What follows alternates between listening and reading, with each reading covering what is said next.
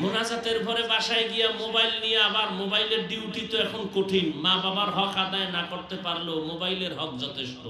আল্লাহ যদি এই উসিলায় মাফ করে, সারা রাত মোবাইল দরজা জানালা বন্ধ করে জেনা চলে ঘরের রুমে রুমে, মোবাইলটা ওপেন করে কবিরা গুনাহ কবিরা গুনাহ কবিরা গুনাহ সারা রাত করে, কানের জেনা, চোখের জেনা, জবানের জেনা, অন্তরের জেনা, সারা রাত চেহারাটা নষ্ট করে ফেলেছে। সে তো মনে করে আমাকে তো প্রিন্স মনে হয়। তুমি কার্টুন হয়ে গেছো, কার্টুন দেখতে দেখতে নিজে কার্টুন হয়ে গেছে। আমাদের বরিশালে কাঠের ঘর বানায় দোতলা, তো আমাদের দেশে ওই যে দোতলা বানায় যে পাডাতন বলে, তক্তা দিয়া, যার উপরে এটাকে আড়া বলে, লম্বা আড়া। তো ওই কাঠ খাওয়ার একটা পোকা আছে, ওই পোকায় কাঠ যখন খায় উপরে ফিটফাট, ভিতরে কিচ্ছু থাকে না। প্রত্যেকটা মোবাইলওয়ালার ভেতরের অবস্থা সব ধ্বংস, উপরে দেখা যায় খুব ভালো না। তোমার এই মোবাইলের গুনাহ দেখতে দেখতে কিডনি দুর্বল, হার্ট দুর্বল, ব্রেন দুর্বল, চরিত্র তো নাই, ওই লেখাপড়া নাই। এখন বাকি আছে তোমার ভেতর একটা রূহ, আজরাইল যদি নিয়ে চলে যায় তুমিও নেই। বলে গেলাম মোহাব্বত নিয়ে বললাম, কাউকে আক্রমণ করার জন্য না। যুবক, তুমি কে জানো? তুমি তোমাকে চিনো না। এই জন্য আল্লাহ কোরআনে নিজে বলছেন, নিজে বলেন আমাকে চিনতে চাও আগে নিজেকে চিনো। ওয়াফি আনফুসিকুম আফালা তুবসিরুন। তুমি নিজের মধ্যে তাকাইয়া কেন গবেষণা করো না? এজন্যই তো আল্লাহর প্রিয় বান্দা যারা তারা বলেন, মান আরাফা নাফসাহু ফাকাদ আরাফা রাব্বাহ। যে নিজেকে চিনে সে তার রবেরও চিনে। তুমি আমার আল্লাহকে চিনো না কেন? তুমি তোমাকে চিনো না। তুমি কে? তুমি কোথায় ছিলে চিন্তা করো। তুমি আমি এমন একটা দুর্বল ছিলাম, জমিনে যেদিন আসছি কোনোদিন মা বলে ডাক দিতে পারি নাই, বাবা বলে ডাক দিতে পারি নাই। তোমার আমার এতটাই দুর্বলতা যে দাঁড়াতেও পারি না। পেটের ভেতরে ক্ষুধা, বলতে পারি না আম্মু খানা দাও। ঘুমের প্রয়োজন, বলতে পারি না শীত লাগে কাঁথা দাও, গরম লাগে পাখা দাও। তোমার আমার জীবনের প্রথম পুঁজি ছিল শুধু কান্না আর কান্না আর কান্না। এই কান্না দিয়ে সব আশা পূরণ করেছ রে বাবা। কান্না দিয়া কি চাও? বাবাও বুঝে না, শুধু মা বুঝেন। বাবা একা বাচ্চা কাঁদে কেন? মনে হয় ক্ষুধা লাগছে। আম্মা জান বলে না, ক্ষুধার কান্না না, মাত্র 5 মিনিট আগে খাওয়াইছি। এখন কেন সন্তান কান্না করে? বলে এখন কান্না করে ঘুমাবে, ঘুমের আগে বাচ্চাদের কান্না আছে। বাচ্চার কান্নায় কখন কি চায়? আল্লাহ মায়ের ভেতরে একটা চুম্বক লাগায় দিছেন, মা সারা কেউ বুঝে না, বাবাও বুঝে না। তোমার আমার জীবনের প্রথম পুঁজি হলো কান্না। ওই কান্নাটা ধরে যদি রাখতে পারো, মা বাবার থেকে 99 গুণ মায়া মোহাব্বত আমার আল্লাহর বেশি। মায়ের কাছে যদি শুধু কান্না দিয়া জীবনের সব আশা পূরণ করতে পারো, আমার মালিকের দরবারে যদি এক ফোঁটা চোখের পানি ছেড়ে দাও, আর যদি বলো আল্লাহ মাফ করে দাও, বলা লাগবে না টাকা লাগবে, এইটা লাগবে, আল্লাহ কয় শুধু সারেন্ডার হ, আমি তোর জীবনের প্রয়োজন বলার আগে মিটায় দিব। আতিনা ফি দারে দুনিয়া না হাসান, আতিনা ফি দারে উকবা না হাসান, ইয়া গিয়াসাল মুস্তাগীসিন ইহদিনা লিফতিখারা বিল উলুমি ওয়াল গিনা। হর গরি দে নেকো তু তৈয়ার है जो न मांगे उससे तू बेजार है। হাজারো লাখো মানুষ হইছে ওয়াজে ফজরে মসজিদ খালি, কি লাভ হবে? আধিক্যের এই চাপাবাজি করলে সারা জীবনের বয়ান এক পালায় যদি ওজন করো ফজরের 2 রাকাত সুন্নতের সমতুল্য হবে না। রহমতের নবী বলেন قال رسول الله صلى الله عليه وآله وسلم بين العبد وبين الكفر ترك الصلاة মুমিন আর বেঈমানের মধ্যে ব্যবধান হলো নামাজ। বেঈমানেরা নামাজ পড়ে না, মুমিনেরা নামাজ ছাড়ে না। বুঝ ঠিক করার জন্যই সব। আপনিও মুসলমান, আমিও মুসলমান, আপনার আমার আল্লাহ এক, নবী এক, কোরআন এক, কাবা এক, ধর্ম এক। অথচ আমি আপনাকে বয়ান করি টুপির জন্য, দাড়ির জন্য, নামাজের জন্য, পর্দার জন্য, হালালের জন্য। কেন? আপনিও মুসলমান, আমিও মুসলমান। আমি টুপি না পরলে লজ্জা লাগে। আপনি কেমন মুসলমান যে টুপি পরতে গেলে লজ্জা লাগে? আমি দাড়ি কাটলে লজ্জা পাই, তুমি কেমন মুসলমান যে দাড়ি রাখতে গেলে লজ্জা পাও? আমি মসজিদে না ঢুকলে লজ্জা পাই, বাবা তুমি কেমন মুসলমান যে মসজিদে ঢুকতে গেলে লজ্জা পাও? আমি পর্দা না করলে লজ্জা পাই, তুমি কেমন মুসলমান যে পর্দা করতে গেলে লজ্জা পাও? একমাত্র কারণ হলো বুঝের অভাব। সহি বুঝ এখন অন্তরে আসে নাই। আর বুঝটা তৈরি করার জন্য একটা মেডিসিন লাগবে। ওই মেডিসিনের নাম হলো তাকওয়া। কিয়ামত পর্যন্ত বয়ান যদি চলে আর ওই তাকওয়ার মেডিসিন যদি অন্তরে না আসে, আল্লাহর জাতের কসম কোনোদিনই মানুষ দ্বীনের পথে চলবে না। আমি হাফিজুর রহমান কেন আর মক্কা মদিনার ইমাম কেন, স্বয়ং রাসূল যদি বয়ান করে ওর কপালে কালেমা আসবে না। দলিল, যেই রহমতের নবীকে এক নজর দেখা মাত্র জাহান্নামের আগুন হারাম,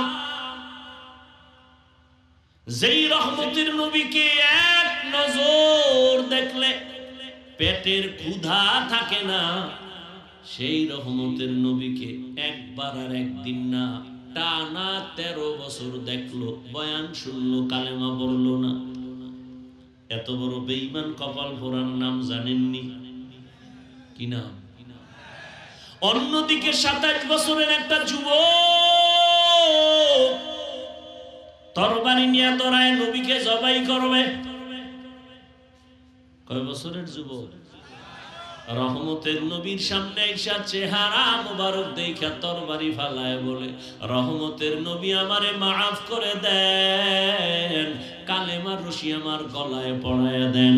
রহমতের নবী বলে হাতটা দাও। যুবকের হাত ধইরা নবী একটা নজর দিলেন। রহমতের নবীর রহমতি নজর লাগা মাত্র কলবের মধ্যে পাওয়ার বেড়ে গেল। তরবারি নিয়ে দাঁড়ায় গেল বাইতুল্লাহর পাশে। ধমক দিয়া কয়, রে আল্লাহর দুশমনেরা, ইসলামের দুশমনেরা, মুহাম্মদের প্রয়োজন নাই।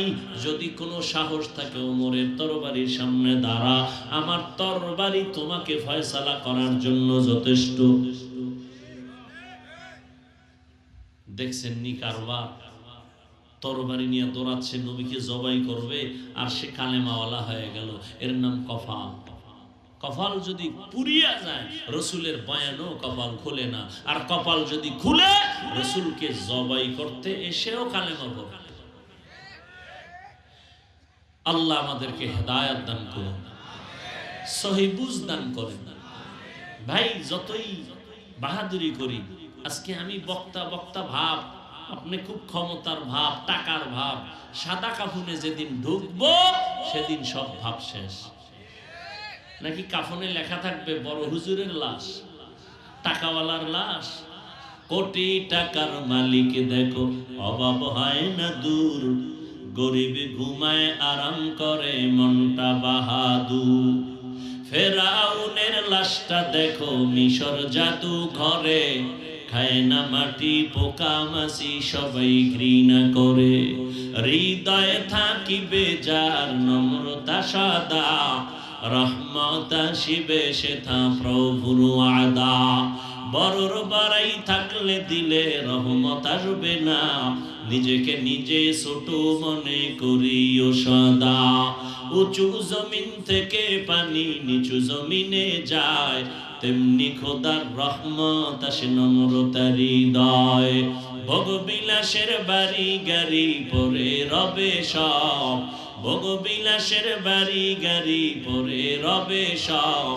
থাকতে সময় স্মরণ করো আল্লাহ আমার রব, থাকতে সময় স্মরণ করো আল্লাহ আমার রব।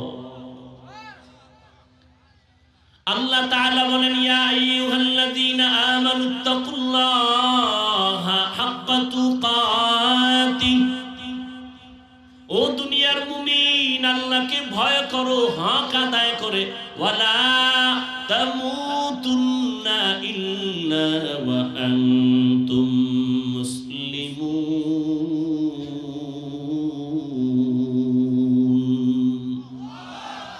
মুসলমান না হইয়া মরিও না। রহমতের নবী বলেন, আলা কুল্লুকুম রাঈন ওয়া কুল্লুকুম মাসউলুন আন রাইয়াতিহি। সাবধান হে উম্মত, তোমরা প্রত্যেকেই দায়িত্বশীল। আল্লাহর আদালতে দাঁড়াইয়া দায়িত্বের জবাব দিতে হবে, পালানোর কোনো সুযোগ নেই। মরণ থেকে যতই পালাও, মরণ তোমায় নিবে ঘিরি। যদিও সুদূর আকাশ পানে লুকাও, সেথায় লাগিয়ে সিঁড়ি। নদী পথে নৌকা চালাও ও মাঝি ভাই, বেলা ডোবার আগে আমি ওপার উঠতে চাই। ডুবে গেলে বেলারে আর উঠে না, ভেঙ্গে গেলে মেলারে আর জমে না।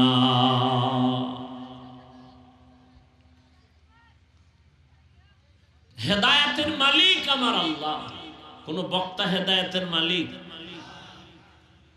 এই জন্য আমি বললাম, এত বয়ান ফলাফল জিরো কেন? বুঝের অভাব। বুঝ আসে না কেন? তাকওয়ার অভাব। কিয়ামতের ময়দানে আল্লাহর আদালতে দাঁড়াইয়া সবার হিসাব দিতে হবে। এই প্রোগ্রামের প্রচারণা বহুদিন ধরে চলে। অনেকে নিয়ত করছিল আসবে, কিন্তু আসতে পারে নাই, কপাল বড় খারাপ। হ্যাঁ, যদি জরুরি কোনো কারণে আসতে নাও পারে, রহমতের নবীর হাদিস মতে নিয়ত ভালো থাকলে না আসলেও সওয়াব পেয়ে যাবে। আর একদল আল্লাহর বান্দারা আসছেন, কিন্তু অনেকে বেহেশতের এই প্যান্ডেলে ঢুকতে পারে নাই। দোকানে ঘুরে ঘুরে আড্ডা দেয়, গল্প করে। আর একদল এখানে ঢুকছেন, এই প্যান্ডেলের এত দাম। রহমতের নবী বলেন, বসার সাথে সাথে জীবনের সব গুনাহ মাফ হয়ে গেল। এই বরকতি মজলিসে বসা সবার দ্বারা সম্ভব না, কারণ এমন একটা মজলিস, দুনিয়ার কোন টাকাওয়ালা যদি এমনি বসাইয়া বলে সবাইরে ৫,০০০ করে টাকা দিব, রাত্র ৩টা পর্যন্ত এখানে বসবা। এক নাম্বার কথা হলো, এই জান্নাতি মানুষগুলো পাইতো না, হয়তো কিছু গাঞ্জাখোর পাবে, কারণ ৫,০০০ টাকায় ৫ দিনের গাঞ্জা। এই জান্নাতি মানুষ আসবে না। আর সেই মানুষগুলোকে আনার জন্য কতটা মেহনত। বিশাল বড় সমাবেশ করে দুনিয়ার মানুষকে দেখাবার জন্য, আসা যাওয়ার গাড়ি ভাড়া ফেরি, বসার জন্য ভিআইপি অবস্থা, ফাঁকে ফাঁকে নাস্তা, না দিলে চেয়ারের বাড়ি, এরপরে নিয়ন্ত্রণের জন্য কত র‍্যাব, কত পুলিশ, কত কিছু। কিন্তু এই ময়দানটা এত মানুষগুলো নিয়ে আসছে, কারো ভাড়া দিছেনি, দিবেনি। নাস্তারও কোনো প্রেশানি নাই, বসার জন্য কোনো ভিআইপি ব্যবস্থা নাই। জমিনের মধ্যে এমন দুর্বল বিছানা আর কোথাও নাই। কোন বিয়ার অনুষ্ঠানে যদি এরকম বিছানা দেয়, কেউ বিবাহের অনুষ্ঠানে বসবে না। কিন্তু এখানে বসার পরে ময়লা বিছানায় বসিয়াও মনে কষ্ট নাই। কে বড় কে ছোট, কে আলেম কে মূর্খ, সব একাকার হয়ে পড়ছে। আল্লাহ কয় ফেরেশতা দেখে বড় ভালো লাগছে, এদের ঘোষণা দিয়া দাও এদের জীবনের সব গুনাহ মাফ করে দিলাম। আতিনা ফি দারে দুনিয়া না হাসান, আতিনা ফি দারে উকবানা হাসান, ইয়া গিয়াসাল মুস্তাগীসিন ইহদিনা লিফতিখারা বিল উলুমে ওয়াল গিনা। হর গোরি দেনে কো তু তৈয়ার হ্যায়, जो न मांगे उससे तू बेजार है। হেদায়েতের মালিক কে? থাকবেন নি কিছুক্ষণ না? আবার তারিখ দেওয়া আছে 12টার মধ্যে হাজির হইতে হবে মিস কলে। হ্যাঁ, আল্লাহ হেদায়েত দান করেন। একটা কিসসা শুনাই। কি দুই একটা কিসসা না কইলে আমার নামটা আর জিন্দা থাকে? হ্যাঁ, দুই একটা কিসসা শোনার লাগে না? তবে শুনে রাখো, হ্যাঁ, আল্লাহর জন্য হয়ে যাও, দেখবা জীবন ধন্য। তুমি ডাক্তার হও, পৃথিবীর মধ্যে তোমার নাম উঠে যাবে। তোমাকে আলেম হইতে কে বলে, হুজুর হইতে কে বলে? সবাই বলে, অন্তত আমি বলি না। বাংলাদেশে আমার মতো নাম্বার দ্বিতীয় কোন বক্তা এরকম বলে না যে আমি হুজুর বানাইতে আসি নাই। আমি যুবকদের পক্ষে যেই পরিমাণ কঠোর কথা বলি, পক্ষে দ্বিতীয় বক্তার কোন বয়ান আমার নজরে আসে নাই জীবনে। আমি স্কুলে পড়ার জন্য খুব জোর তাকিদ দেই, স্কুল ছাড়বি না, ওয়াদা কর, কলেজ ছাড়বি না। কে বলবে এই কথা? আমি হুজুর বানাতে আসি না, সত্যি। আমি একবারও বলবো না তুমি হুজুর হও, বলিনি, বলবো না। টুপি পরো, একবারও বলবো না। তুমি মাদ্রাসায় যাও, তাবলিগে যাও, পীরের কাছে যাও। অথচ আমি ওই লাইনেরই মানুষ। আমি শুধু পীরের মুরিদ না, পীরের কঠোর মুরিদ। যারা পীর মুরিদের বিরোধিতা করে আমি তাদেরকে কসম খাইয়া বলি তারা ভণ্ড। শুধু ভণ্ড না, এদের যারা ভণ্ড বলে না তারাও ভণ্ড। যারা ওলিয়া উলিয়া মানে না, এরা কোরআন মানে না, বুখারী শরীফ মানে না, এরা বাতিল। এদেরকে যারা বাতিল বলে না তারাও বাতিল।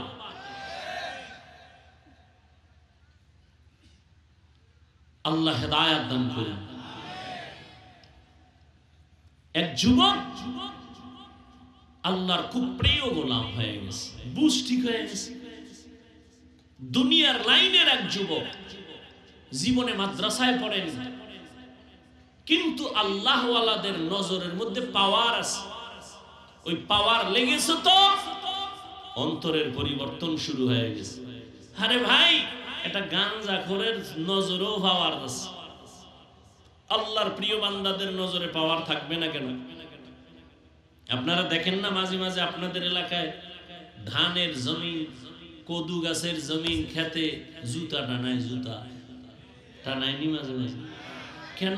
এটা বরকতের জিনিস, নমরুদের গালে লাগছে। জুতা টানাইলে কদুগুলো বড় হবে, পোকা হবে না, এই জন্য টানায়। কি জন্য টানায়? বদনজর থেকে বাঁচার জন্য। বদনজর কার? পীর সাহেব কোন হুজুরের?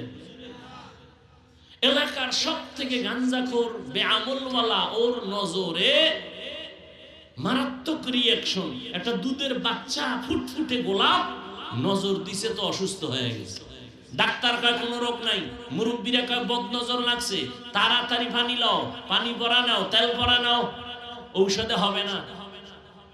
এটা গাঞ্জাখোর বদনজর দিছে। গাভীর দুধ হয় 13 কেজি, এত দুধ গাভী, পরের দিন থেকে 3 কেজি ঠাইনাও বের করা যায় না, বদনজর লেগে গেছে। এটা গাঞ্জাখোরের নজরে যদি পাওয়ার থাকে, একজন তাহাজ্জুদওয়ালা, জিকির করনেওয়ালা, আল্লাহওয়ালার নজরে কেন পাওয়ার থাকবে না?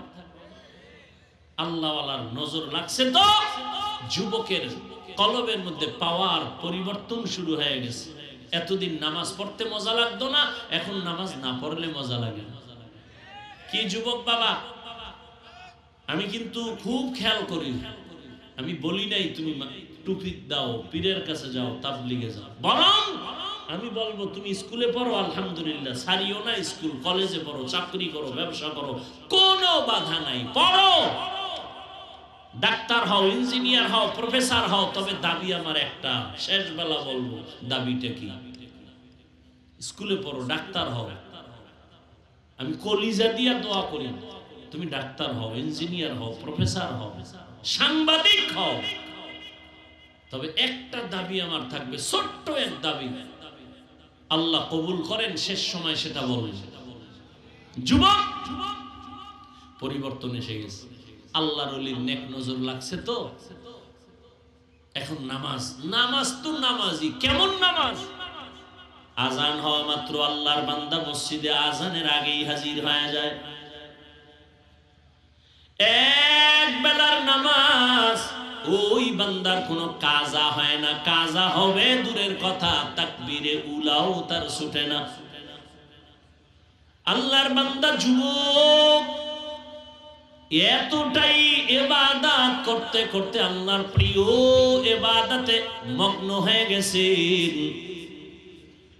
যুবক একদিন চিন্তা করে, আমি নামাজ পড়ি ঠিক, তবে আমি নামাজের পরে বাহির হইলি তো আমার একটু চোখের গুনাহ শুরু হয়ে যায়, বেগানার নজর লাগে, মানুষের পেরেশানি, এখান থেকে আমি বের হইয়া ভালো একটা নিরিবিলি জায়গা যদি পাইতাম, ওই জায়গায় গিয়া আমি আল্লাহর ইবাদতে শুধু দিনরাত কাটাইতাম, খানারও চিন্তা নাই, ঘুমানোরও চিন্তা নাই।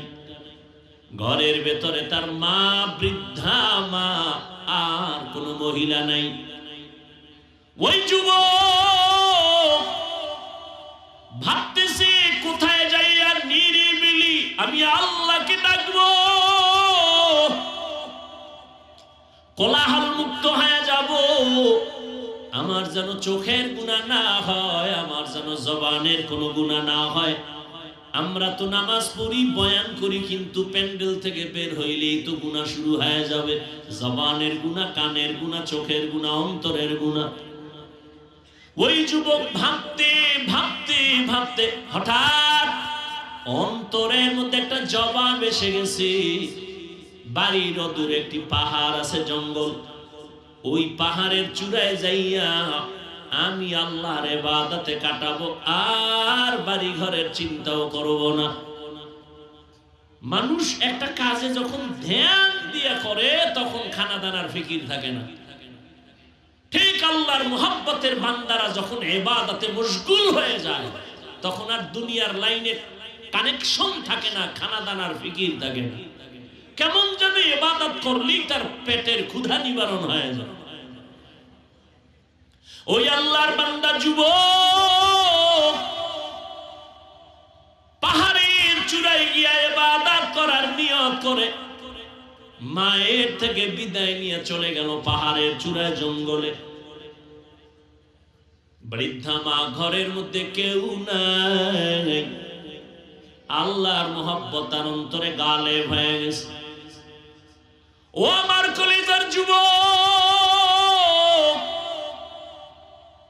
এই জন্যই তো বলেছি তোমার হুজুর হওয়ার দরকার নাই, কারণ আমার দেশে হুজুরের অভাব নাই, মাদ্রাসারও অভাব নাই, মাদ্রাসায় ছাত্রেরও অভাব নাই, মাওলানারও অভাব নাই, আমার দেশে ডাক্তারের অভাব, ইঞ্জিনিয়ারের অভাব।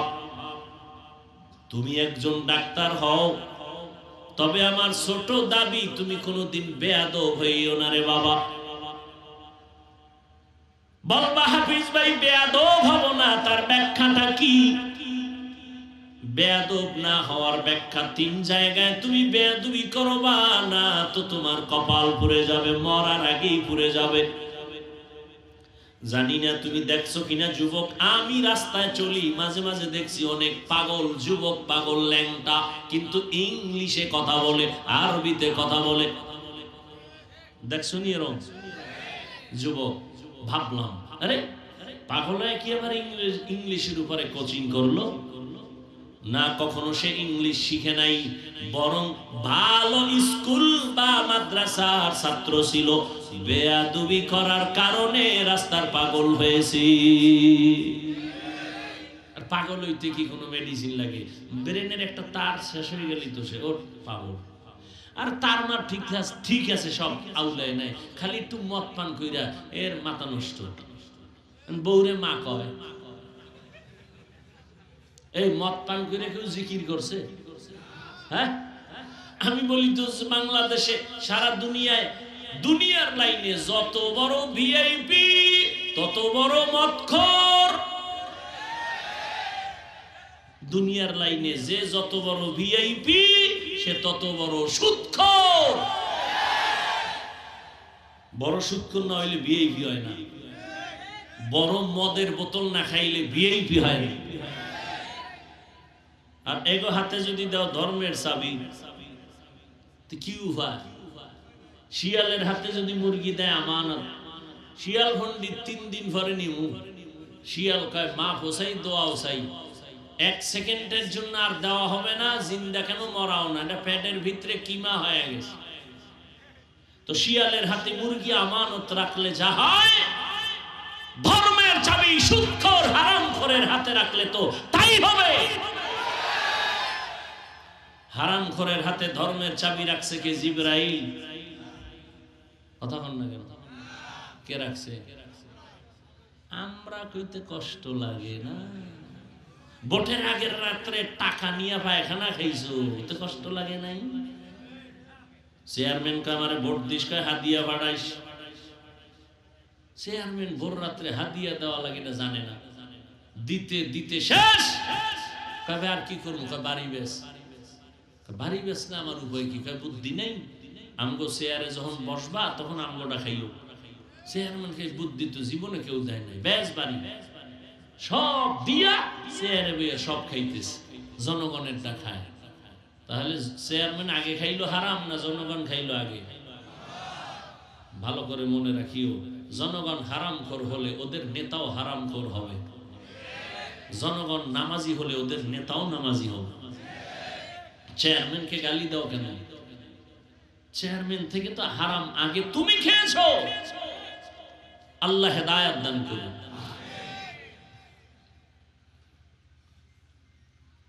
ভাইরা আমার, সরকারি বেসরকারি চাকরি করে জানা থাকলে আমাকে অল্প টাইমে জবাব দেন, কয় ঘন্টার ডিউটি বলেন? বেতন কত? নিম্নে 20,000। ধন্যবাদ। শুধু 20,000। টেবিলের তলে কত মুক্তা টুকতা তো পড়ে আছে, ওর বাপ মা থুয়ে গেছে, খালায় থুয়ে গেছে, ওটি খাইব? ওটি যেমনে হেমনে যায়। যেই গাছ তাড়াতাড়ি বড় হয় সেই গাছ তাড়াতাড়ি ধ্বংস হয়ে যায়। যারা রাতারাতি টাকা পয়সাওয়ালা হয়ে যায়, হারাম ছাড়া কেউ রাতারাতি বড় লোক হতে পারে না। আর ওই পথে এগুলো চলে যায়। ফট করে মাইয়ার কিডনি নষ্ট, নে 1 কোটি নে। কি আল্লাহর কৌশলের সামনে কেউ টিকতে পারে? ওই আল্লাহর বান্দা যুবক, আচ্ছা আপনাকে মনে হয় ক্ষুধা লাগছে বেশি? এই তো মিশা কথা, লাগছে তো হালকা পাতলা। তবে যেই ক্ষুধা, এই কি চানাচুর খাইলে কমবে? বাদাম খাইলে কমবে? তো ওয়াজের ভ্যান্ডেলে এগুলি তো আদব না। 2 ঘন্টা না খাইলে মরে যাবেন। ওয়াজের ভ্যান্ডেলে এগুলো কেন? এটা বেচা কেনার মজলিস নাকি মিয়া? ওই যে বলছিলাম শুরুতে, থানায় আসামি নিয়ে ফিডায় কাঁদে না, আর ওয়াজের প্যান্ডেলে আল্লাহ আল্লাহরা বয়ান করে মানুষ হাউমাউ করে কাঁদে। ওরে মারলো কে? এটা তো সেই প্যান্ডেল, তামাশা কেন? 2-1 ঘন্টা না খাইলে কি হবে? এখানে পান, এখানে চা, কেউ আবার গেছে বিড়ি টানতেছে, টাইনে টুনে আবার এই তো পুরান ওয়াজি চলতেছে। আল্লাহ হেদায়েত দান করুন। জিন্দেগি মে বন্দেগি তু কর নাহি, জিন্দেগি মে বন্দেগি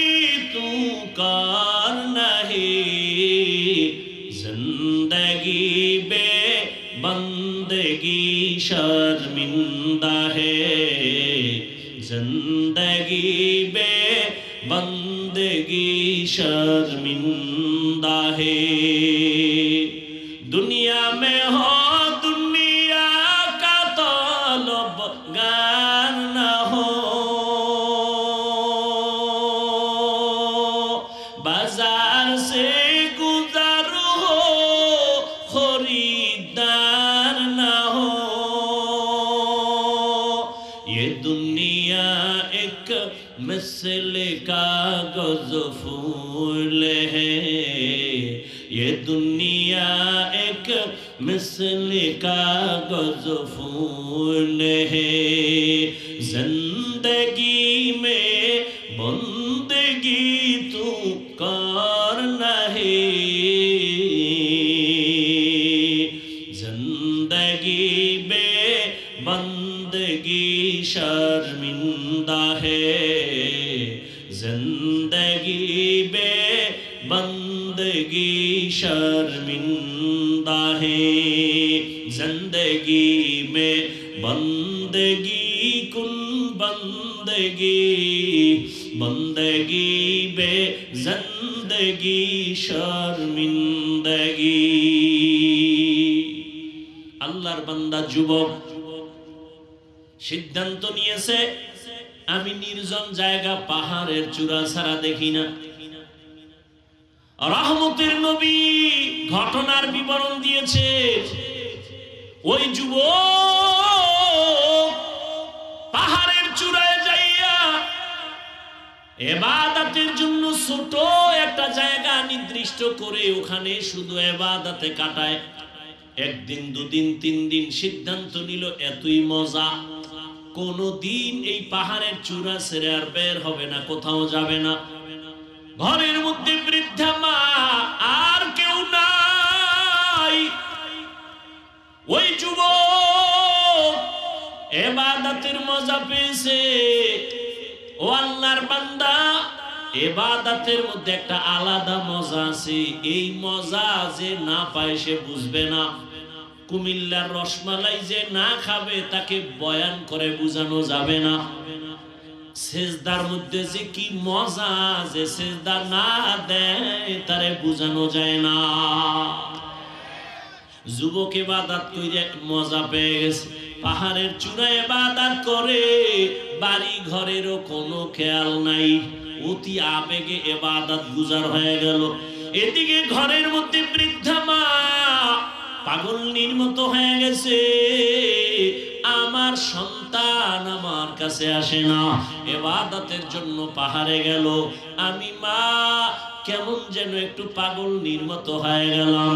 সন্তানের চেহারাটা যদি দেখতে না পাই, আমি মায়ের কলিজাটা শান্ত করতে পারি না।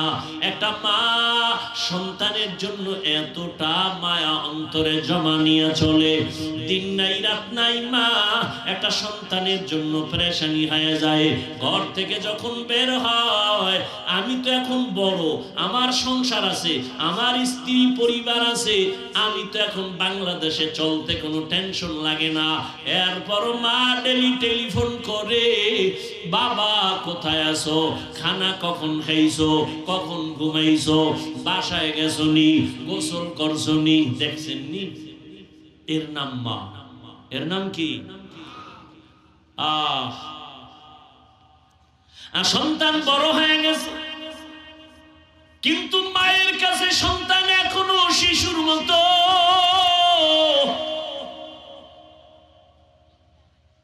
আমার এত সম্মান, কিন্তু মা যতই মানুষ আমারে বড় মনে করে, মায়ের কাছে আমি শিশুর মতো।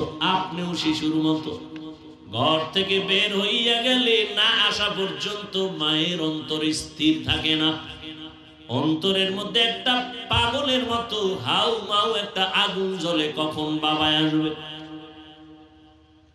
যুবকেরা তো পাগল, ঘর থেকে কেমনে বের হবে? ঘুমের তো উঠা নামাজ রোজা তো নাই, সারা রাত মোবাইলের ডিউটি করছে। 10টায় উঠা আম্মু একটু গরিবুর যাবো। কেন? কয় আমার এক বন্ধুর সাথে মোলাকাত, আর ওদিকে তো মরণের আর এক ফাঁদ হাতের মধ্যে আছে, বাইক। যুবকদের মরণ নতুন ফাঁদের নাম বাইক। কি কও তোমরা এটারে? কি কও এটার নাম কি? বাইক। বাইক না? আমার কাছে খুব কষ্ট লাগে। বাঁচতে চাও বেশি দিন, কিন্তু যেই মেশিন লইয়া ঘুরো তাড়াতাড়ি মরার মেশিন। মোবাইলে হায়াত কমায়, অথচ বাঁচতে চাও বেশি, করো যে আকাম, মানে তাড়াতাড়ি মরা। বাসায় যাইয়া গুগলে সার্চ দিও, টাচ মোবাইল দেখলে কি কি শরীরের অঙ্গ প্রত্যঙ্গের ক্ষতি হয়, ডিটেলস ওখানে লেখা আছে। চিকিৎসা বিজ্ঞানীরা বলেছে। বাইক লয়ে দৌড়, আর বাইক এমন এক মরণ ফাঁদ, এটার উপরে উঠলেই খালি আগুন বাইরা শরীরতে। কি এর শীত? চাদর মাদুর ফালা একা, কোনো শীত নাই, দৌড়। বাইকের উপরে বইলেই খালি পাওয়ার বাড়ে। পুরা বিশ্ব রোড ওর আব্বার বানানো মনে হয় দৌড়। কেমনে কেমনে সাপের মতো ভাঁজ দেয়। কি নিয়া এবার বাড়ির দিকে রওনা ফিরিয়া যায়। মনে দুঃখ, বাবা তোরে দেখার জন্য আসছি, আমি কষ্ট করে আসছি, তুই আমার ডাকে সাড়া দিলি না, কষ্ট নিয়ে ফিরে গেলাম, আর আসবো না। সন্তান ইবাদতে দাঁড়ানো, মা নিয়ত করছে আর আসবো না। বাড়ি যাওয়ার পরে আবার অন্তরে আগুন জ্বলে উঠছে। সন্তানের যদি একটু দেখতে না পারি, আমার মায়ের কলিজা ঠান্ডা হবে না। একটা সন্তানের জন্য মা যে কত পাগল, এই পরিমাণ যদি সন্তান বুঝতো, সন্তান নিজের জীবনের চামড়া খুলিয়া মায়ের জুতা বানাইয়া জীবনটা মায়ের খেদমতের জন্য সন্তান হাদিয়া দিয়ে দিত। দুনিয়াদারি বাদ দিয়া বলতো, মা তোমার খেদমত ছাড়া কোনো খেদমত করব না। মায়ের অন্তরে এত দুঃখ, সন্তান ছাড়া মা কিছুই বুঝে না। নিজের স্বামীর জন্য এত কাঁদে না, সন্তানের জন্য মা যেই পরিমাণ কান্না করে। মায়ের চোখের পানি আর দোয়ার কারণে আল্লাহর কসম, ও যুবক, এই চেয়ারে বসছি এই জন্যই তো বলেছিলাম, বাবা ডাক্তার হও, ইঞ্জিনিয়ার হও, প্রফেসর হও, সাংবাদিক হও, ব্যবসায়ী চাকরিজীবী হও, তবে আমার দাবি কোনোদিন বেয়াদব হইও না। তোমার ব্যবহারে কোনোদিন যেন মা বাবা কষ্ট না পায়, তোমার আচরণে কোনোদিন যেন তোমার শিক্ষক কষ্ট না পায়, তোমার ব্যবহারে কখনো যেন আলেম ওলামারা কষ্ট না পায়। কারণ লিখে রাখো বাবা, মা বাবায় যদি তোমার ব্যবহারে কষ্ট পায়, বরদোয়া চলে আসবে। বরদোয়া হাত উঠাইয়া করতে হয় না। এই যে দুঃখ নিয়ে বলবে এটা একটা আগুন, আর ওই আগুন তোর কপালে লাগলে তুই শেষ, মরার আগেই শেষ। মা বাবার বরদোয়া লাগলে জীবনটা পঙ্গু হয়ে যাবে মরার আগে। শিক্ষকের অন্তরে যদি ব্যথা লাগে, কষ্ট পায়, বরদোয়া চলে আসবে, লেখাপড়ার জীবন নষ্ট হয়ে যাবে। ওলামায়ে কেরামের যদি কষ্ট দাও, তাদের অন্তরে কষ্ট লাগলে বরদোয়া যদি চলে আসে, তোমার চরিত্র জিন্দেগির হাত ছাড়া হয়ে যাবে। এজন্য মা বাবার দোয়া নাও, শিক্ষকের দোয়া নাও। ডাক্তার হলেও তোমার জীবন সফল, আলেম ওলামাদের নেক নজর নাও, তোমার জীবন সফল হবে। জেনারেল লাইনে থাকিও তুমি ইঞ্জিনিয়ার হলেও তোমার সুনাম হবে সারা দেশব্যাপী। কবি নজরুলের ইতিহাস পড়ো, ওই কবি নজরুল তো মা বাবার দোয়ায় বড় দামি হয়ে গেল, সময়টারে মূল্যায়ন করেছে। তোমার মতো যদি সারা দিন রাত্র মোবাইলে গুনাহ করত, জীবনে কবি নজরুল হতে পারত না। চরিত্রহীন আল্লাহর কসম কোনদিন বড় হতে পারবে না। যে লাইনে থাক, যার চরিত্র ঠিক নাই, ওকে পৃথিবীর কেউ সম্মানের জায়গা দিবে না।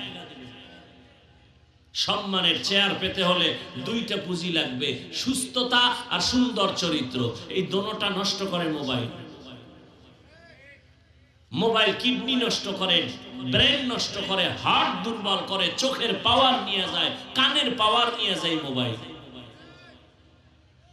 তা তোমাকে অসুস্থ বানিয়ে ফেলতেছে এই মোবাইল, আর চরিত্র তো নাই।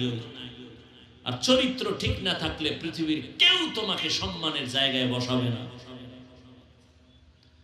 এজন্য মা বাবার দোয়া, শিক্ষকের দোয়া, উলামায়ে কেরামের নেক নজর যদি তুমি নিতে পারো তোমার জীবন ধন্য হবে। এবার একটু তুমি চোখ বুলাইয়া খেয়াল করো, তোমার মতো কত যুবক জীবনে কোনোদিন মাদ্রাসায় পড়ে নাই, চাকরি জীবনে কোনোদিন আলিফ বাতাও শিখে নাই, এমন যুবক জেনারেল লাইনে থাকিয়া তোমার মতো বান্দা স্কুলে পড়ে, কলেজে পড়ে, চাকরি করে, ব্যবসা করে, 5 বেলার নামাজ পড়ে নাই। র‍্যাব, আর্মি, পুলিশ, বিডিআরের চাকরি করে, নামাজি অভাব নাই।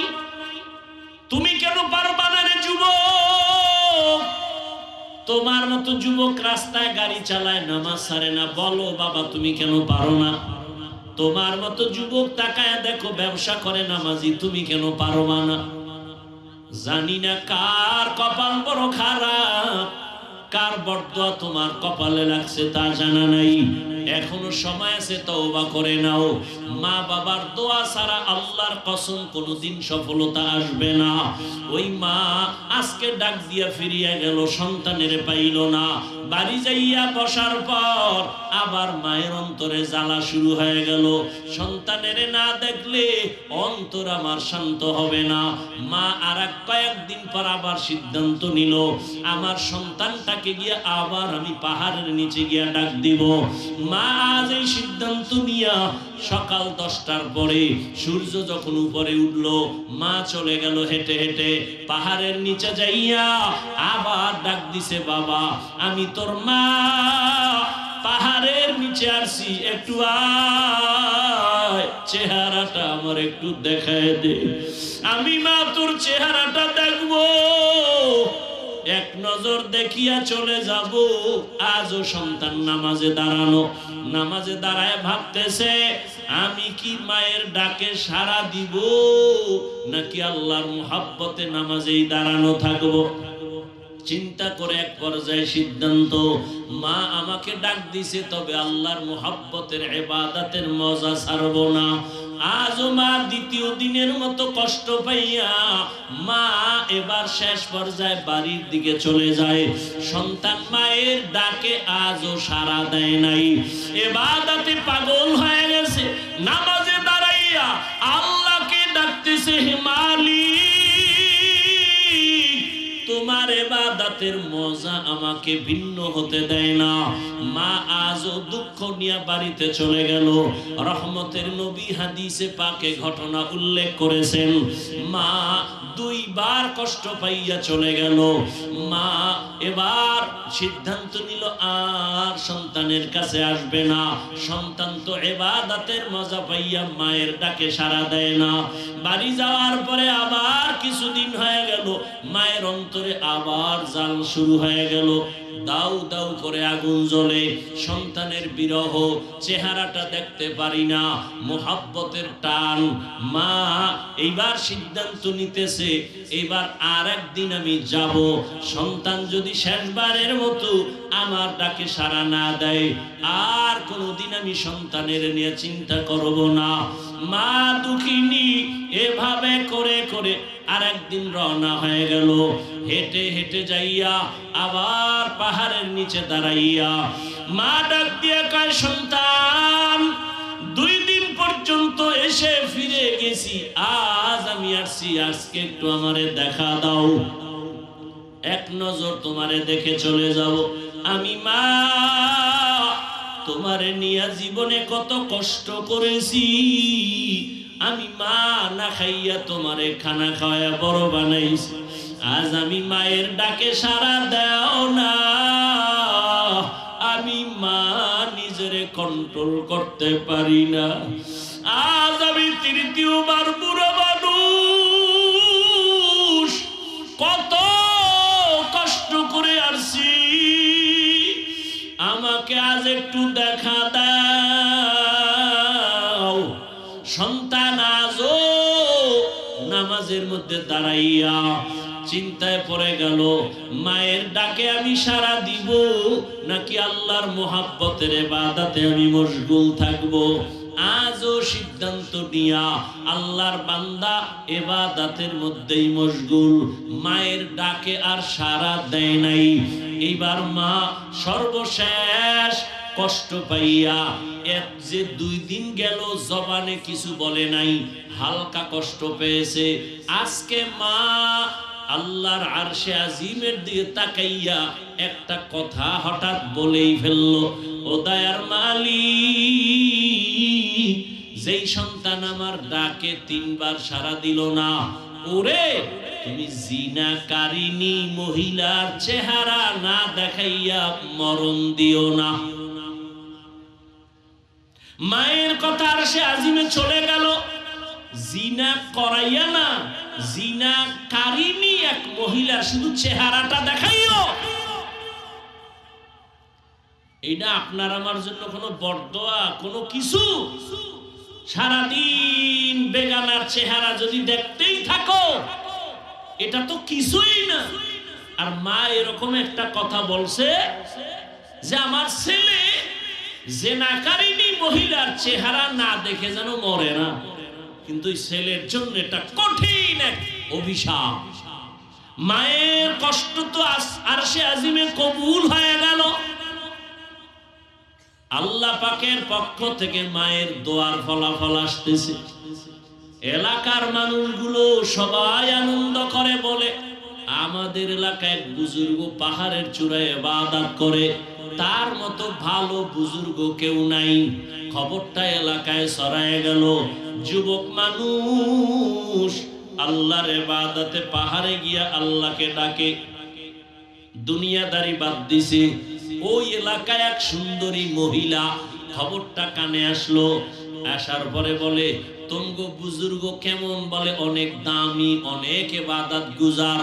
বলে তোমার বুজুর্গগিরি আমি 1 মিনিটে নষ্ট করে দিতে পারি। সবাই চ্যালেঞ্জ দিল, না তুমি কোনোদিন পারবা না। এলাকার সবাই জানে এই মহিলা অনেক সুন্দরী এবং চরিত্রহীনা। মহিলা চ্যালেঞ্জ নিয়ে চলে গেল কোন পাহাড়ে? বলে ওই পাহাড়ের চূড়ায় আমগো আল্লাহর বান্দা ইবাদত করে। মহিলা একা একা পাহাড়ের চূড়ায় চলে গেল। পাহাড়ের চূড়ায় গিয়া দেখে ছোট একটা ঝুপড়ির মধ্যে যুবক আল্লাহর বান্দা নামাজে দাঁড়ানো। মহিলা সামনে যাইয়া, রহমতের নবী হাদিসের মধ্যে ঘটনা বলেন, ওই মহিলা যাইয়া যত বড় অপকৌশল করার প্রয়োজন করে ফেললো, কিন্তু যুবকের নজরটা পর্যন্তই বেগানার দিকে নিতে পারে নাই। মহিলা এক পর্যায়ে ব্যর্থ হইয়া বের হয়ে চলে গেল নিচে নাইমা। এই পাহাড়ের পাশেই আবার একটা চেটিয়াল খোলা ময়দান, এক রাখাল বকরি চড়ায়। ওই হারামি গুনাহগার জিনাকারিনী মহিলা চলে গিয়ে ওই রাখালের সাথে প্রেম নিবেদন করে, ওর সাথে জিনা করলো। গর্ভের মধ্যে একটা বাচ্চা, অবৈধ বাচ্চা চলে আসলো। অবৈধ বাচ্চাটা এক পর্যায়ে যখন দুনিয়াতে আসলো, ওই বাচ্চাটারে কোলের মধ্যে নিয়ে ওই জিনাকারিনী মহিলা এলাকায় ঘুরে ঘুরে কয়, তোদের পাহাড়ের চূড়ার বুজুর্গের কোনো ইবাদতের দাম নাই কেন? বলে তোদের বুজুর্গ আমার সাথে জিনা করেছে, এই যে তার বাচ্চা দেখো। মহিলা জিনা করছে ওই বুজুর্গের সাথে। কার সাথে? রাখালের সাথে। মহিলা এলাকায় ঘুরে ঘুরে বলে, তোমগো বুজুর্গ আমার সাথে জিনা করেছে, এই নাও তার বাচ্চা। এলাকার মানুষগুলো মাথা গরম হয়ে গেল। আমাদের বুজুর্গর এত সুনাম, এত মোহাব্বত করি, সে এমন অন্যায় করবে মেনে নেওয়া যায় না। লোকজন রেডি হইয়া লাঠি ছোটা হাতে নিয়ে দৌড়ায়, পাহাড়ের চূড়ায় গিয়া তার খানকা ভেঙ্গে দিল। যখন একজনে তার শরীর টাচ করলো, দাঁড়ায় কয়, দাঁড়াও, আমার শরীর টাচ করছো কেন? বলে তোমার বুজুর্গগিরি মানি না। কেন? বলে তুমি বড় চরিত্রহীন। কেন? বলে আমাদের এলাকার সুন্দরী নারী, তার সাথে তুমি জিনা করেছো। ওই নারীর গর্ভে অবৈধ বাচ্চা, বাচ্চাটা এখন তার কোলে, তোমার জেনার কারণে সেই বাচ্চা আসছে। যুবক চোখের পানি ছেড়ে বলে, প্রমাণ কর ওই মহিলা আমার সামনে দাঁড়াইয়া বলতে পারবে কিনা ওই বাচ্চা আমার? বলে হ্যাঁ পারবে। কয় মহিলাকে নিয়ে আসো। মহিলা যদি বলতে পারে ওই বাচ্চা আমার, যে বিচার হয় মেনে নিব। আর যদি বলতে না পারে তোমরা আর অপবাদ দিবা না, আগে চুপ থাকো, মহিলাকে আনার ব্যবস্থা করো। লোকজন সবাই চলে গেল। যাইয়া মহিলাকে ডাক দিয়া কয় তুমি যে আমগো বুজুর্গের বিরুদ্ধে অপবাদ দিলা, তার সামনে দাঁড়াইয়া বলতে পারবা কিনা এই বাচ্চা তার? বলে হ্যাঁ পারবো। বলে রেডি হও, আমরা বুজুর্গের কাছে যাব, চলো আগামীকাল রেডি হয়ে যাও। মহিলা রেডি হয়ে গেল, বুজুর্গের সামনে বলবে এই বাচ্চাটা আমার। ভাইরা আমার, একদিকে এত বড় ইবাদত করনেওয়ালা যুবক, অন্যদিকে মায়ের অন্তরের কষ্ট। আল্লাহর আদালত থেকে সব ফয়সালা চলে আসে। ওই এলাকার মানুষ আর মহিলা বাচ্চা নিয়ে পাহাড়ের নিচে গিয়া বসলো। বুজুর্গরে ডাক দিয়া আসো, নিচে নেমে আসো, মহিলা তোমার সামনে প্রমাণ করবে। মায়ের বর্দোয়াটা কি ছিল? জেনাকারিনীর চেহারা না দেখাইয়া মরণ দিও না। জেনা করবে মরবে এমনটা বলে নাই, জেনাকারিনী শুধু চেহারাটা দেখবে, এতে ওর জীবনের ইবাদত বরবাদ। এরে আমার পর্দার আড়ালের মা বোনেরা, ও যুবক, ওই মা সামান্য এতটুকু কথা বলছেন, জিনাকারিনীর চেহারাটা দেখে মরবে, বেগানার চেহারা দেখে মরবে, আর আগে যেন না মরে। এই সামান্য কথাটা তার জন্য কত ভয়ঙ্কর। আর তুমি আমি কত বেগানার চেহারা দেখে দেখে চোখ নষ্ট, জবান নষ্ট, অন্তর নষ্ট হয়ে গেল। আল্লাহর ভয় অন্তরে নাই। এরে আল্লাহর বান্দারা, এই জন্য আমার আল্লাহ বলেন আমার ভয় অন্তরে জমা করো। খাঁটি মুসলমান হইয়া কবরে যাও, আমার আদালতে দাঁড়াইয়া হিসাব দেওয়ার ভয় অন্তরে জমা করো। এক জাররা পরিমাণ গুনাহ থাকলে তুমি খাঁটি মুসলমান হইয়া দাঁড়াতে পারবা না। ওই আল্লাহর বান্দা, বুজুর্গ, যুবক, আবেদ যখন খবর পাইল জিনাকারিনী মহিলা পাহাড়ের নিচে হাজির, হাজার হাজার মানুষ দেখার জন্য আসছে। আল্লাহর বান্দা নিচে নেমে আসার আগে 2 রাকাত নামাজে দাঁড়ায়া কান্না শুরু করেছে। এবার বলে ও দয়ার মালিক, আমি তোমার ইবাদতের জন্য বড় আশিক হইয়া আমার বাড়ি ঘর বাদ দিয়া আমি পাহাড়ের চূড়ায় চলে আসলাম। ও আল্লাহ, তোমার মোহাব্বত যেন একনিষ্ঠতার সাথে পাই। দুনিয়ার লোভ, দুনিয়ার সব বাদ দিয়া তোমার মোহাব্বত পাওয়ার জন্য এখানে আসছি। নির্জনে তোমারে ইবাদত করব, ডাকবো। কিন্তু আজ আমার কপালে কি আসলো বুঝি না। তবে আমার মনে হয় আমার মা বুঝি অন্তরে কষ্ট পেয়েছে। ওই মা 3 দিন আমাকে দেখতে আসছে। আমি তোমার মোহাব্বতে এতটাই মশগুল, আমি আমার মায়ের ডাকে সাড়া দেই নাই। মনে হয় আমার মা অন্তরে ব্যথা পেয়েছে। আজ আমার উপরে না হয় এই বিপদ কেন আসবে, জিনার অপবাদ কেন আসবে?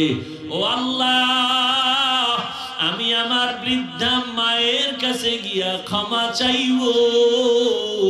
আজকে তুমি আমাকে এই অপবাদ থেকে পবিত্রতার ব্যবস্থা করে দাও। ও আল্লাহ, তুমি জানো আমি কোনো জিনা করি নাই। ও আল্লাহ, তুমি কুদরতের দরজা খুলিয়া দাও, ইজ্জতের হেফাজত করো। আমার যদি বদনাম হইয়াই যায়, মানুষ তো সারাক্ষণ তোমার ইবাদতের প্রতি বাজে মন্তব্য করবে। যুবক নামাজ পড়িয়া কান্না করিয়া আল্লাহর কাছে দোয়া করিয়া এবার পাহাড়ের নিচে নেমে গেল।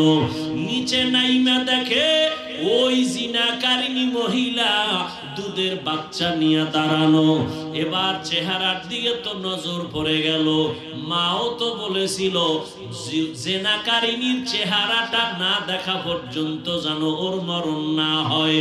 এখন বাধ্য হইয়া জিনাকারিনীর চেহারার দিকে তাকায় বলে, এই জিনাকারিনী বল এই বাচ্চা কার? বলে বাচ্চা তোমার। বলে নাউজুবিল্লাহ, এই বাচ্চা তো আমার না। বলে অবশ্যই তোমার। এখন যুবক কান্না করে, অন্তরে আমার মালিকের ডাকতেছে, আল্লাহ রাস্তা খুলে দাও। হঠাৎ তার অন্তরে একটা জবাব এসে গেল। যুবক ডাক দিয়া কয়, এই জিনাকারিনী, বাচ্চাটা আমার হাতে দাও। বাচ্চাটা নিজের হাতে নিয়া এবার অন্তরে আমার আল্লাহ জবাব বের করে দিলেন। বাচ্চাটারে যুবক হাতের মধ্যে নিয়া ওই দুধের বাচ্চাটাকে জিজ্ঞাসা করে, এই বাচ্চা, তুই তো এখন কোনো তোর আমল নামা নাই, কোনো গুনাহ নাই, সত্য কথাটা আমার আল্লাহর কুদরতে তুই বল, তোর বাবাকে। বাচ্চাটাকে যখন প্রশ্ন করা হলো, বল তোর বাবা কি, এ কথা বলা মাত্র ওই জিনাকারিনী মহিলার সামনে হাজারো মানুষ দাঁড়ানো। বাচ্চা যে দুধের বাচ্চা, কথা বলতে পারে না, জবান খুলে গেল। বাচ্চা ডাক দিয়া কয়, আমার বাবা হলো ওই মাঠের রাখাল, আমার বাবা ওই রাখাল। মানুষজন সব চমকে উঠলো, ও জিনাকারিনী এই ষড়যন্ত্র করেছো। আর ওই যুবক পেরেশান দৌড়ায় গেছে মায়ের কাছে, ও আমার কলিজার মা, তোমার দোয়া ছাড়া আমার সফলতা আসবে না, তুমি আমাকে মাফ করে দাও, আর জীবনে তোমার সাথে বেয়াদবি করব না। ও আমার কলিজার যুবক, ওই মা বাবার দোয়া না নিয়া যতই বাহাদুরি করো, তোমার বাহাদুরি টিকবে না। তুমি বড় ডাক্তার যদি হতে চাও, মা বাবার দোয়া ছাড়া সম্ভব না। এখনো সময় আছে, মা বাবার দোয়া নিয়ে সামনে আগাও। একটা ভালো ডাক্তার হও, ইঞ্জিনিয়ার হও, ওই মা বাবার শিক্ষকের দোয়া নাও, আলেম ওলামাদের দোয়া নাও। ও পর্দার আড়ালের আম্মা জানেরা, আপনাদের সন্তান যদি ভালো বানাতে হয়, আপনাদের দোয়া ছাড়া, চেষ্টা ছাড়া সম্ভব হবে না। এরে আম্মা জান, এই দুনিয়ায় যত ভালো ভালো সন্তান আছে, আপনাদের অবদান, ভালো সন্তান আপনাদের কারণে। কারণ আপনারা নবীদের মায়ের মতো দামি, সাহাবায়ে কেরামদের মায়ের মতো দামি, হাফেজে কোরআন আলেমদের মায়ের মতো দামি। আপনারা তো খাদিজা রাদিয়াল্লাহু আনহার মতো দামি নারী, ফাতেমা রাদিয়াল্লাহু আনহার মতো দামি নারী, আয়েশা রাদিয়াল্লাহু আনহার মতো দামি নারী। ও পর্দার আড়ালের আম্মা জান, আপনার মতো কত মা এই অঞ্চলে এখনো আছে, বেপর্দায় চলে না, নামাজ ছাড়ে না, স্বামীর মাল নষ্ট করে না, মোবাইলে সময় নষ্ট করে না। সন্তান আল্লাহ দান করেছেন, ডাক্তার বানাবেন, তবে বেয়াদব বানাবেন না, আদর্শ ডাক্তার বানায় দেন, আদর্শ ইঞ্জিনিয়ার বানাবেন। নবীজির আদর্শ নিয়ে সবাইকে সম্মান করবে, গুণামুক্ত হয়ে চলবে। ডাক্তার হলো সন্তানের জীবন ধন্য, এর বরকতে আপনার জীবনটাও পরকালে ধন্য হবে। এরে আম্মা জান, এখনো সময় আছে, তওবা করেন। জীবনে তো বেপরদায় কম ঘুরলেন না, আজকে থেকে নিয়ত করেন আর বেপরদায় চলবেন না, স্বামীর মাল খেয়ানত করবেন না, আর কোনোদিন সন্তানকে লাইন ছাড়া চালাবেন না, মোবাইলে সময় নষ্ট করবেন না। আমার যুবক বাবারা, এখনো সময় আছে, তওবা করে নাও। দুনিয়ায় কতদিন আর থাকবা? চোখের সামনে শুধু লাশ আর লাশ, গাড়ির নিচে যুবকের লাশ, পানির নিচে ঘুমের বিছানায় যুবকের লাশ। আল্লাহর কাছে তওবা করে নাও। মনের বুঝাও রে মন, জীবনে তো দাড়ি কম কাটলাম না, নামাজ কম ছাড়লাম না, বেপরদায় কম চললাম না, আর জীবন কতদিন আছে জানা নাই। আজকে থেকে তওবা করে নাও। জীবনে আর নামাজ ছাড়বা না, দাড়ি কাটবা না, বেপরদায় চলবা না। মা বাবার দোয়া নিয়া, শিক্ষকের দোয়া নিয়া, উলামায়ে কেরামের পরামর্শ নিয়া, নবীজির আদর্শ মেনে চলবা। তওবা করার মতো যদি অন্তর তৈরি হয়, খাঁটি তওবার নিয়ত যাদের আছে, দুটো হাত আল্লাহকে দেখাইয়া দাও। আয় আল্লাহ, হাতগুলো কবুল করে নেন, তওবা কবুল করে নেন। আয় আল্লাহ, গুনার কারণে ফিরাইয়া দিয়েন না রে মালিক। মেহেরবানি করে আমাদের তওবা কবুল করে নেন। তওবার উপরে মজবুত হইয়া চলার মতো তৌফিক দান করেন, আমিন।